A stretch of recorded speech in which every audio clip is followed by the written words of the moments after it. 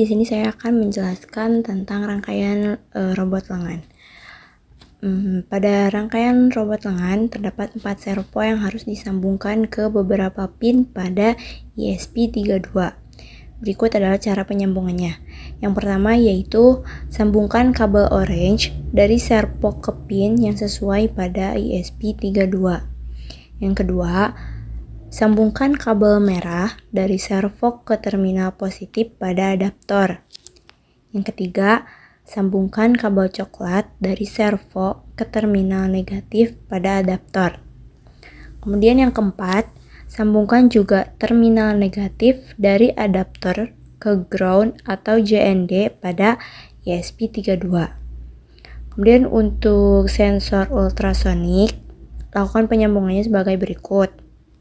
Yang pertama yaitu sambungkan pin trigger dan echo dari sensor ultrasonik ke pin yang sesuai pada ESP32.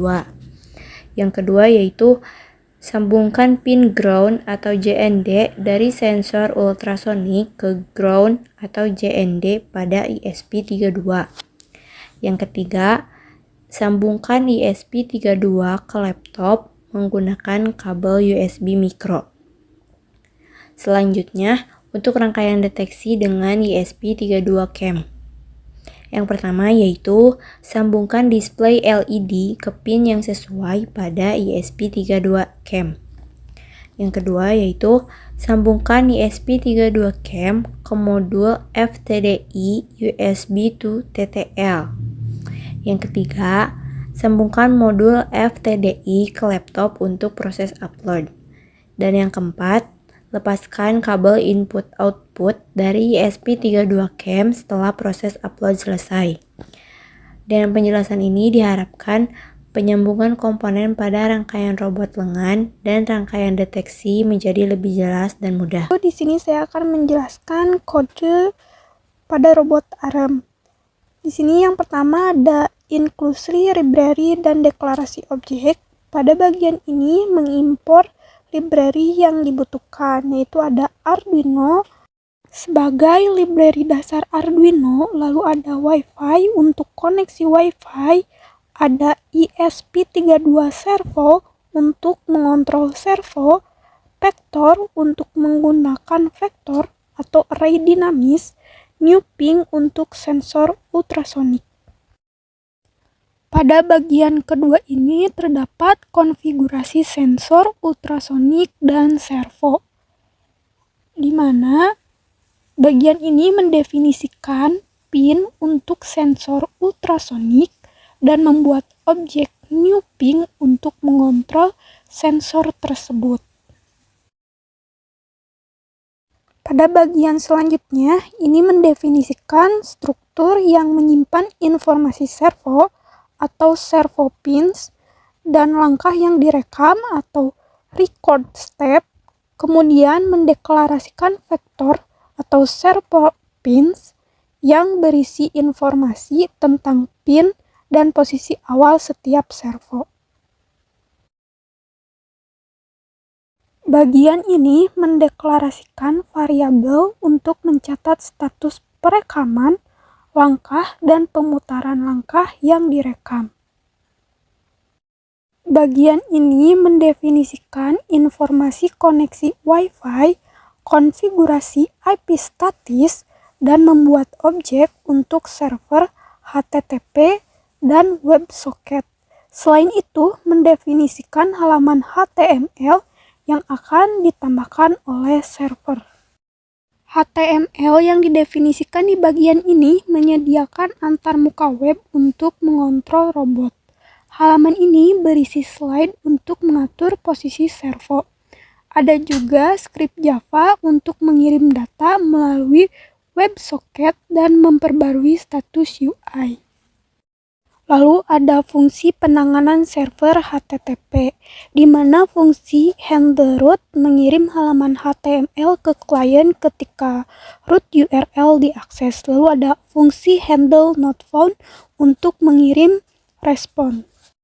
Bagian ini berisi fungsi untuk menangani event WebSocket ketika data diterima. Ada fungsi onRobotArm input WebSocket event akan memproses pesan. Lalu ada send CRUD robot arm set untuk mengirim status terkini dari setiap servo. Bagian ini berisi fungsi until untuk menampilkan status koneksi Wi-Fi dan mengatur pin servo. Fungsi setup yaitu untuk menganalisasi Wi-Fi dalam mode access point. Bagian ini berisi loop utama yang membersihkan klien WebSocket yang tidak aktif, memutar langkah yang direkam jika mode pemutaran aktif, dan membaca jarak dari sensor ultrasonik setiap 1 detik lalu menampilkan hasilnya pada monitor. Kemudian pemaparan untuk codingan robot arm. Jadi di sini saya akan menjelaskan bagaimana bagaimana robot arm itu bekerja dan edge impulse itu bekerja. Pertama-tama edge impulse itu berguna untuk mendeteksi atau pengolahan citra, di mana kita akan mengumpulkan beberapa objek yang nanti akan diproses oleh arm robot tersebut. Pertama-tama kita get started atau login terlebih dahulu. Login.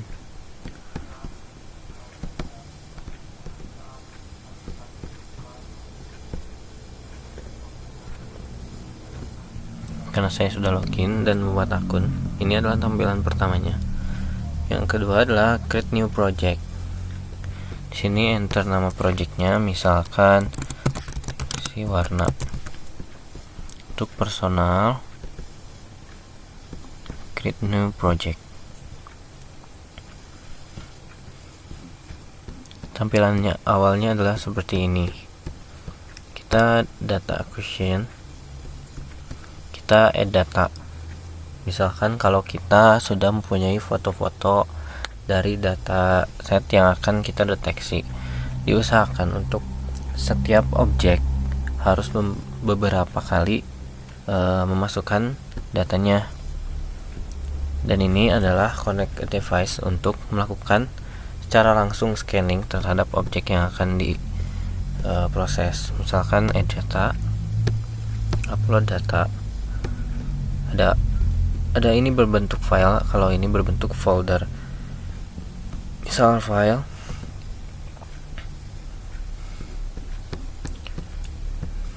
choose file,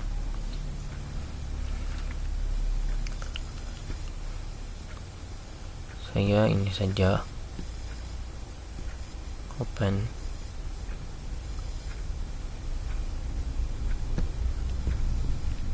Nah, sudah masuk, tinggal labelnya misal kuning dan upload data. Seperti itu untuk cara memasukkan data dari citranya.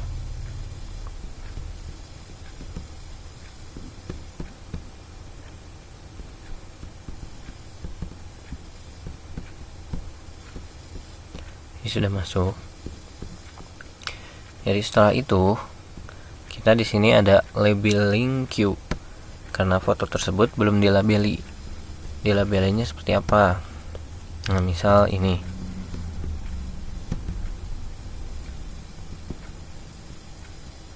Nih, namanya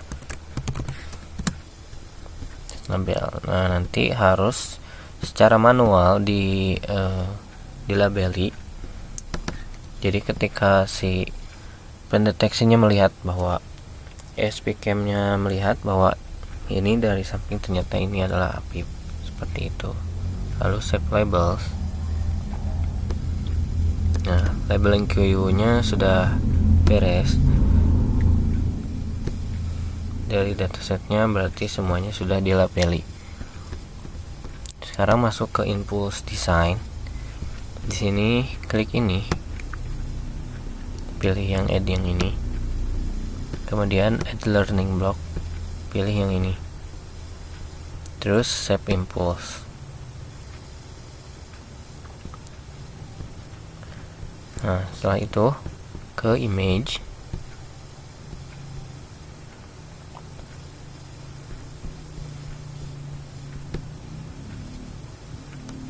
Di sini di set ke grayscale. Setelah itu di set save parameter. Lalu generate feature.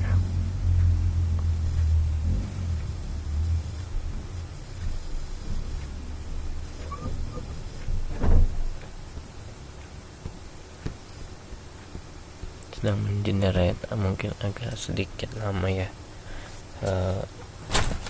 Sembari menunggu, Edge Impulse ini langsung setelah selesai memasukkan data dan membuat sebuah citra objek tertentu, akan menjadikan sebuah library berbentuk library yang nanti library-nya tinggal dipanggil di Arduino IDE. Adapun kekurangan dari Edge Impulse ini adalah karena si device kadang-kadang tidak saling terkoneksi, dan memang yang paling bagus itu adalah menggunakan machine learning Python. Seperti itu. Sebetulnya Edge Impulse sudah jaranglah digunakan karena keterbatasan tersebut. Generate features sedang generate. Ini tergantung seberapa lamanya, tergantung seberapa lama ada banyak fotonya, image yang di generate, dan juga seberapa cepat dari prosesor laptop atau PC kalian.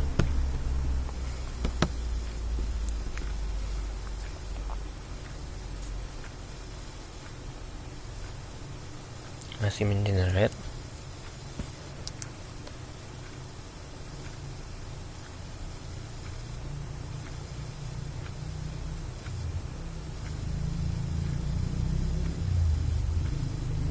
Dan ini sudah hampir selesai. Nanti akan muncul dot-dot. Nah, ini seperti ini. Karena ini adalah fotonya satu, objeknya satu, maka ya memang ini 100% dari Afif seperti itu. Sekarang masuk ke object detection. Di sini object detection kita ubah ininya menjadi 0,01. Setelah itu di start training.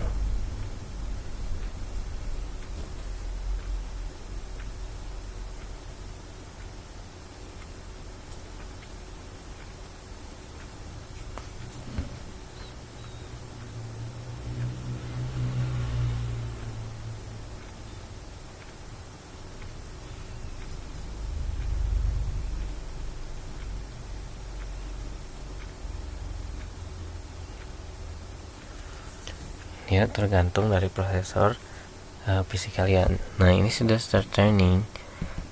Nah, lakukan terakhir yaitu deployment. Masuk ke deployment.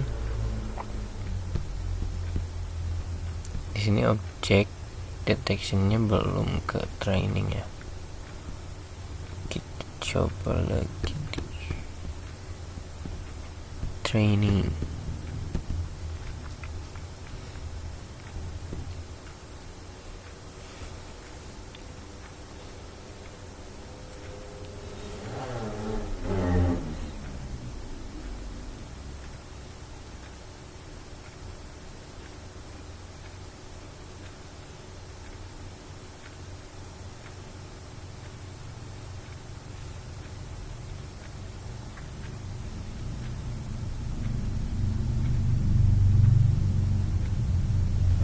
Dan kita ke deployment.